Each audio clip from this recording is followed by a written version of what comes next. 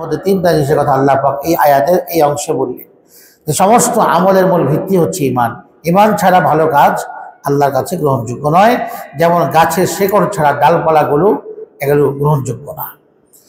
এরপরে আয়াতেই কিন্তু পরের অংশে ফেরেশতার কথা আল্লাহ বলেছেন, আখিরাতের কথাও বলেছেন। জন্য যে কোরআনকে অস্বীকার করা মানে ফেরেশতাকে অস্বীকার করা, আখিরাতকে অস্বীকার করা মানে যে সে আখিরাত জান্নাত জাহান্নাম এগুলো সব বলার কথা, এগুলো কিছুই নাই, আখিরাত বলতে কিছু নাই, তো তার জীবনে তো লক্ষ্যই নাই। এটা পশুর জীব, পশু।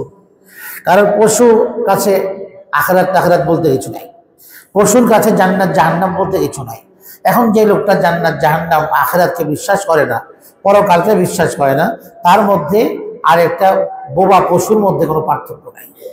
পশু যেখানে সেখানে মুখ দেয়, যেখানে সেখানে খায়, হালাল হারামের তমিজ নাই পশু। পশুকে এটা তমিজ করে যে কোনটা হালাল কোনটা হারাম, হারাম খাবো না হালাল খাবো, পশুর মধ্যে এই তমিজ করার যোগ্যতা নাই। কারণ পশুর জীবনের লক্ষ্যই নাই, পশুর জীবনের কোনো লক্ষ্যই নেই, পশুর আখিরাতও নাই দুনিয়াও নেই। পশুকে আল্লাহ পাঠাইছেন, এরপরে খাবে দাবে, পশু মারা যাবে, শেষ। তো পশুর জীবনের কোনো লক্ষ্য নেই। যে ইমানদার ব্যক্তি বা যে মানুষটার জীবনে কোনো লক্ষ্য নেই, যে আখিরাতকে বিশ্বাস করে না, জান্নাত জাহান্নামকে বিশ্বাস করে না, এই ব্যক্তির জীবনেও লক্ষ্য নেই কোনো, এই লোকটার পশুর মধ্যে কোনো পার্থক্য নাই। আর পশু যেখানে সেখানে মুখ মারে, এই লোকও যেখানে সেখানে মুখ দেয়, হালাল হারামের কোনো তার কাছে কোনো তমিজ নেই। কারণ সে জীবনের কোনো লক্ষ্যই তার কাছে নাই। এই জন্য কোন জায়গা থেকে অর্থটা আসতেছে, হালাল না হারাম উপায়ে, কোনো পার্থক্য তার কাছে নেই, কারণ তার জীবনের লক্ষ্য নেই। মুমিনের জীবনের লক্ষ্য আছে, মুমিনের জীবনের লক্ষ্য হচ্ছে আখিরাতের সফলতা। এই জন্যই মুমিন আখিরাতকে বিশ্বাস করে, জান্নাত জাহান্নামকে বিশ্বাস করে, পুরস্কার শাস্তিকে বিশ্বাস করে, কারণ তার জীবনের লক্ষ্য আছে। ওই লক্ষ্য দিয়ে আল্লাহ দুনিয়াতে পাঠিয়েছে। সে লক্ষ্যচ্যুত হতে চায় না, সে লক্ষ্যে পৌঁছতে চায় যে কোনো মূল্যেই। একজন সত্যিকার ইমানদার ব্যক্তি যে কোনো মূল্যেই তার লক্ষ্যে সে পৌঁছতে চায়, তার গন্তব্যে। কিন্তু যার ভেতরে লক্ষ্য নাই, তার জীবন আর পশুর জীবন একরকম। আর পশুর মধ্যে যেমন বাছ বিচার নেই, ঠিক এই মানুষটার মধ্যে গন্তব্যহীন, লক্ষ্যহীন, বেপরোয়া জীবন যার যে ব্যক্তি, তার জীবনেও কোনো লক্ষ্য নাই, এই জীবনটাও পশুর জীবনের মতোই। এমন জীবনের দাম আল্লাহর কাছে নাই। আল্লাহর কাছে ওই ইমানদার ব্যক্তির জীবনের দাম আছে, যে ব্যক্তি গন্তব্যে পৌঁছার জন্য কাজ করে এবং অভীষ্ট লক্ষ্যে পৌঁছার জন্য নিরন্তর প্রচেষ্টা, নিরলস মেহনত করে যায়। এমন ব্যক্তি, এমন মুমিন আল্লাহর কাছে দামি।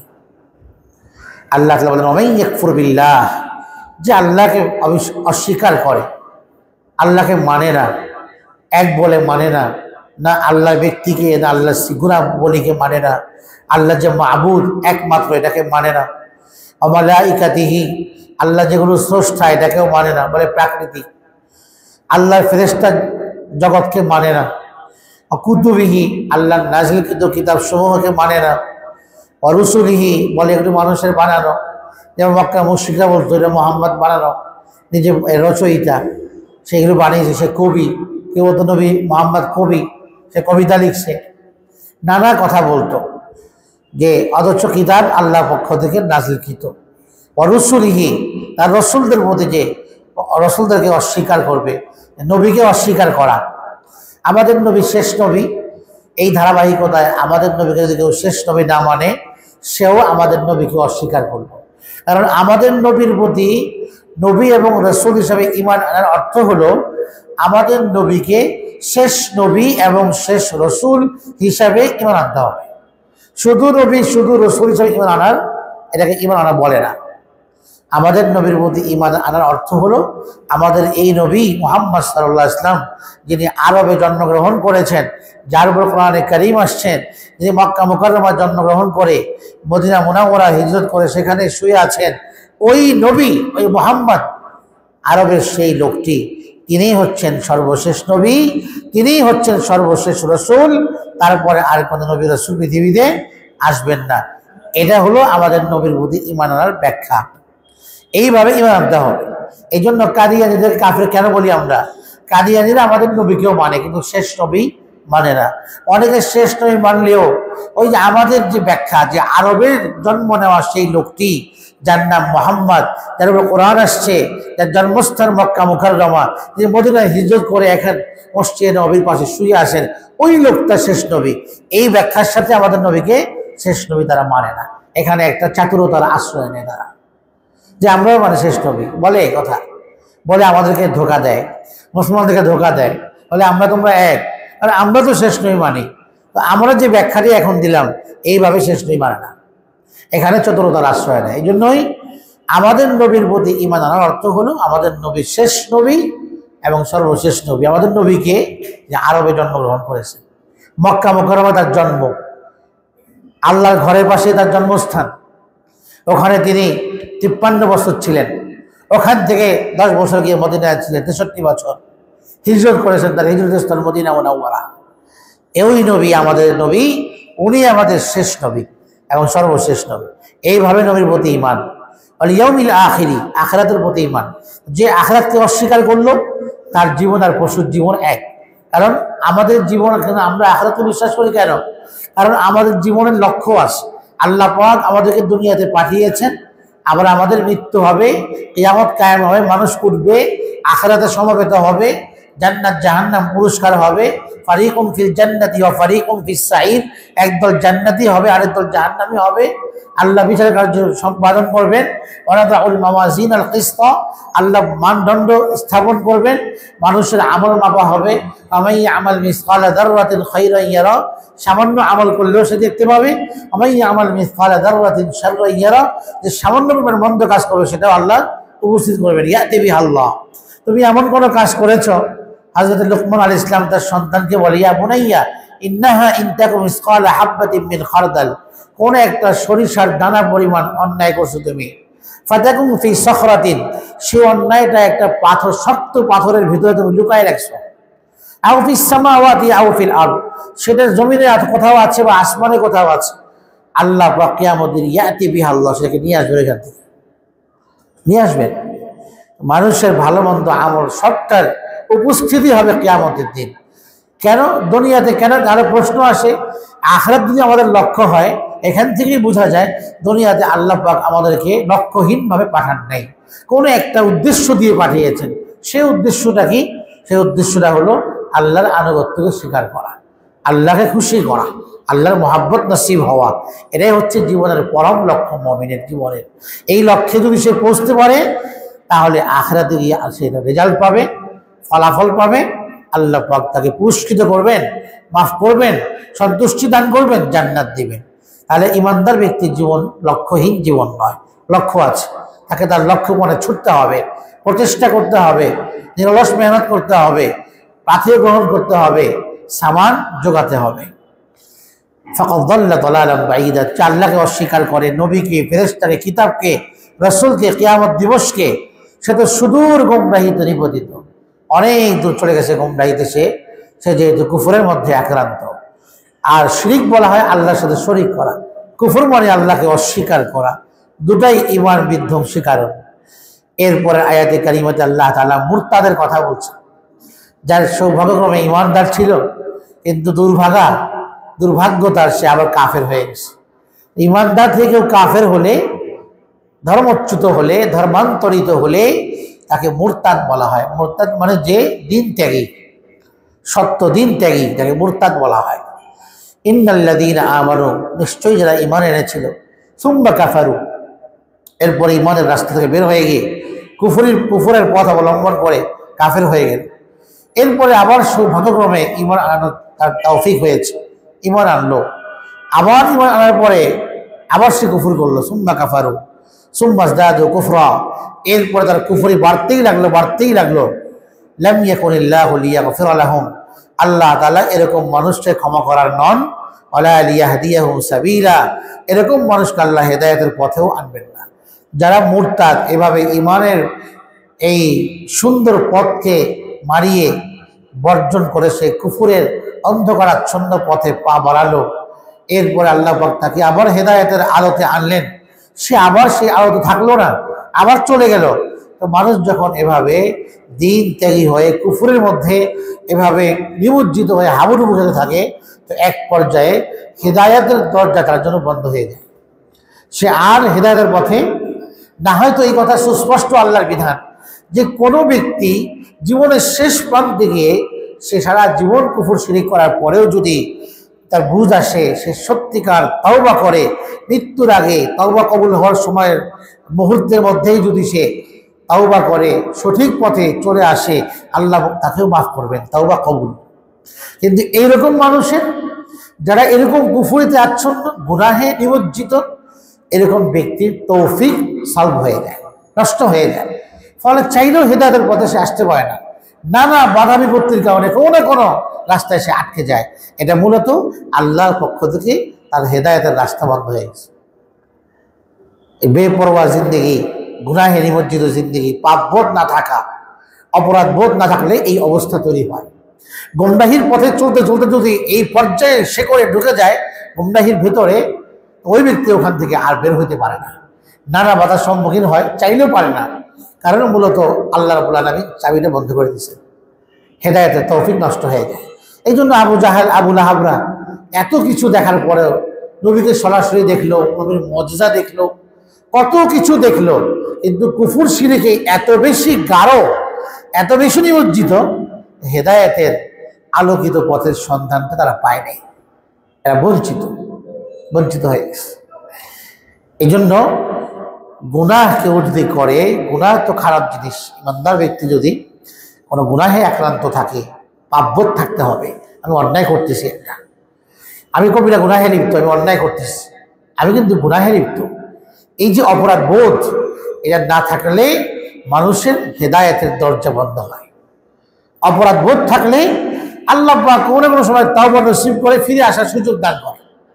কিন্তু যখন অপরাধ বোধ থাকে না যে আমি কি করতেছি, বেপরোয়া লাগামহীনভাবে সে গুনাহে নিমজ্জিত, নিজেকে ধসিয়ে দিল, তো ওই ব্যক্তি এমন এক পর্যায়ে ঢুকে যায়, ওই হেদায়েতের পথের সন্ধান আর সে পায় না। এই অবস্থায় হয় এরকম মুরতাদদের। তো আল্লাহর জন্য বলছেন, না আল্লাহ একে ক্ষমা করবেন, না আল্লাহ একে পথ দেখাবেন হেদায়েতের, হেদায়েতের পথ থেকে সে বঞ্চিত হবে। সেই জন্য আল্লাহর কাছে বারবার হেদায়েত কামনা করা চাই। কোরআনে কারিমে এই সমস্ত আমলের দ্বারা ঈমান ও ইসলামের পথে দ্বীনের উপর অটল অবিচল থাকা যায়, তার মধ্যে একটা আয়াতে কারিমার আমল আছে, সূরা আলে ইমরানের আয়াত, রব্বানা লা তুযিগ কুলুবানা বা'দা ইয হাদাইতানা ওয়া হাব লানা মিন লাদুনকা রাহমা ইন্নাকা আনতাল ওয়াহ্হাব। এই আয়াত সবসময় পাঠ করতে থাকা।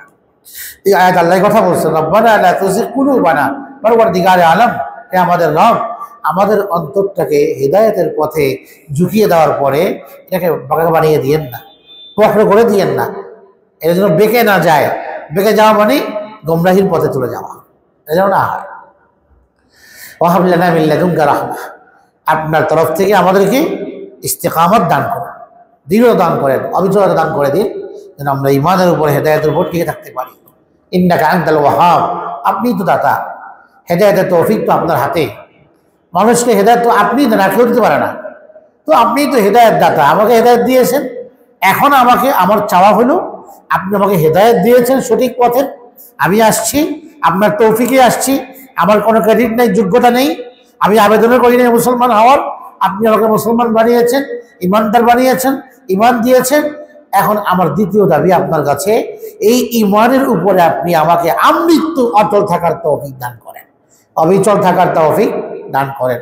এই দোয়া আল্লাহর কাছে করা, মিসওয়াকের আমলের দ্বারা ইমানের উপর অটল থাকা যায়, দ্বীনের উপরে আযানের জবাব দেওয়ার দ্বারা দ্বীনের উপরে অটল অবিচল থাকা যায়। কুদৃষ্টির গুনাহ বর্জন করলে দ্বীনের উপরে অটল অবিচল থাকা যায়। এগুলো আমল, এই আমলগুলোর মাধ্যমে দ্বীনের উপর থাকা যায়। না হলে আল্লাহ পাক যদি আমাদেরকে হেদায়েত থেকে দূরে রাখেন, এটা আমাদের জন্য বড় আযাবের কারণ হবে। হেদায়েতের পথে থাকা, চেষ্টা করা এবং অবিচল থাকার জন্য আল্লাহর কাছে দোয়া করতে থাকা যে আল্লাহ আপনি আমাকে হেদায়েতের উপর রাখেন। এক সাহাবী আসলো আল্লাহ নবীর কাছে, এসে বললেন, ইয়া রাসূলুল্লাহ আউসিনি, আমাকে নসিহত করুন, তবে খুব সংক্ষেপে করেন যেন মনে রাখতে পারি।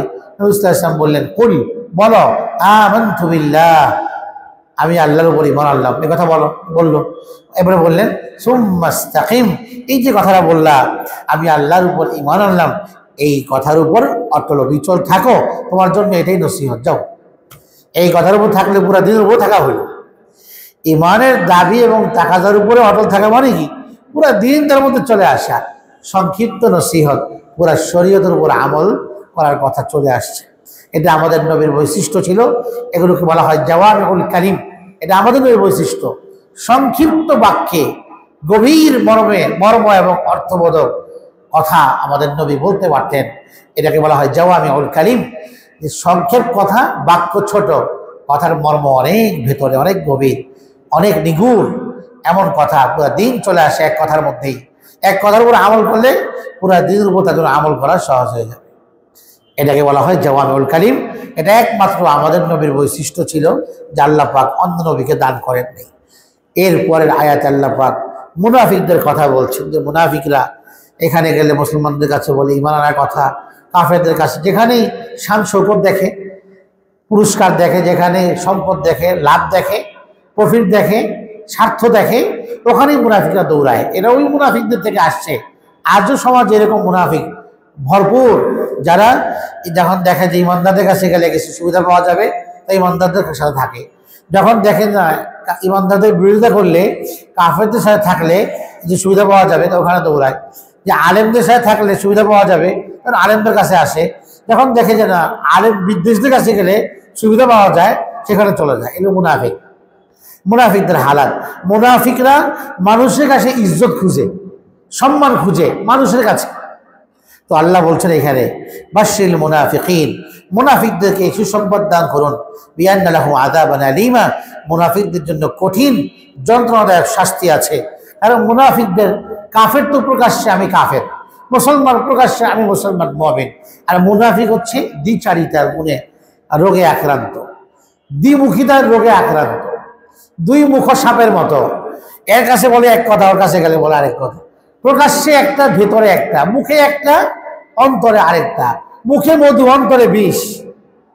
মুখে মধু ইমানদারের ব্যাপারে, অন্তরে ইমানদারের প্রতি জ্বালা আর জ্বালা, অন্তরে বিষ। ইমানদারদের সহ্য হয় না। আলেমের সামনে গেলে নত হয়ে যায়, সম্মানে ভেঙে পড়ে। অন্তরে আলেমের প্রতি বিদ্বেষ, মুনাফিক, নিফাক। ইসলামের প্রতি খুব, ইসলামের জন্য খুব নিজেকে একেবারে কোরবানি করে দিবে দেখায়, কিন্তু আবার যখন ইসলাম বিরোধীর কাছে যায়, তখন ইসলামের বিরুদ্ধে বলতে থাকে, দ্বীনের বিরুদ্ধে বলতে থাকে, কোরআন সুন্নাহর বিরুদ্ধে বলতে থাকে। যারা কোরআন সুন্নাহর কথা বলে তাদের বিপক্ষে বলতে থাকে। এই ধরনের মুনাফিক আল্লাহর নবীর সময় থেকে আজও পর্যন্ত আছে, কিয়ামত পর্যন্ত থাকবে। এই মুনাফিকদের জীবনে বড় শাস্তির কথা আল্লাহ পাক এখানে বলছে। কারণ মুনাফিককে মানুষ চিনতে পারে না, মুনাফিক না অবস্থা গোপন রাখে। এই জন্য মুনাফিক সে সুবিধা নেওয়ার জন্য, যেখানে যখন সুবিধা পাবে সেখানে সাহাবায়ে কেরামের সাথে যেত সুবিধা পাওয়ার জন্য, গনিমতের মাল পাওয়ার জন্য। আবার যখন যে তোমার সময় একটু পরাজয় হয়েছে, তখন মুসলমানদের সঙ্গ ত্যাগ করে কাফেরদের থেকে হাত মিলিয়ে ফেলত। দুনিয়াতে ওদের কাছে সম্মান পাওয়ার জন্য, ইজ্জত পাওয়ার জন্য, রেসপেক্ট পাওয়ার জন্য, আর কিছু পার্থিব অস্থায়ী জীবনের কিছু পেট্রোল পাওয়ার জন্য, কিছু টাকা পয়সা পাওয়ার জন্য তাদের পিছনে ঘুরঘুর করতো। তো আল্লাহ বলেন যে মুনাফিকদেরকে শাস্তির কথা সুসংবাদ দেন। তো শাস্তি তো সুসংবাদ হয় না, শাস্তি তো একটা আযাবের না বিষয়। আল্লাহ পাক যে বললেন সুসংবাদ দাও, তো এই শব্দে বলার কারণ হলো অন্তরে একটু জ্বালা সৃষ্টি করা, অন্তরে জ্বলন সৃষ্টি করা। সুসংবাদ বললে অন্তরটা আরো খেপবে বেশি। আল্লাযীনা ইয়াত্তাখিযুনাল কাফিরিন, মুনাফিকদের অবস্থা কি? এরা কাফেরদের গ্রহণ করে আউলিয়া, বন্ধুরূপে, মিন দুনিল মুমিনিন, মুমিনদেরকে বাদ দিয়া, মুমিনদেরকে বাদ দিয়ে তারা কাফেরদেরকে বন্ধু বানায়।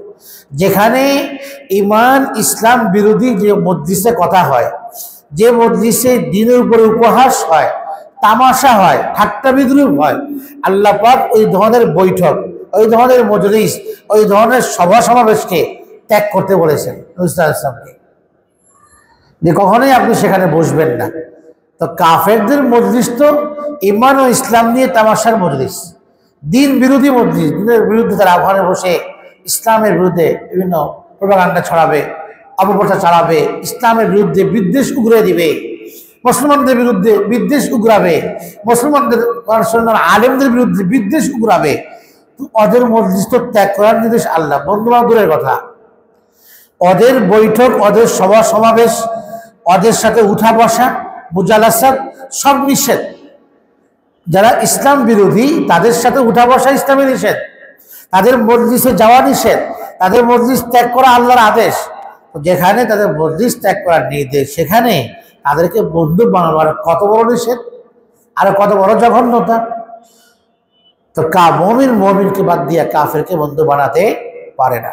এই জন্য মমিন ব্যক্তি শুধু বন্ধু বানানোর অর্থ কি?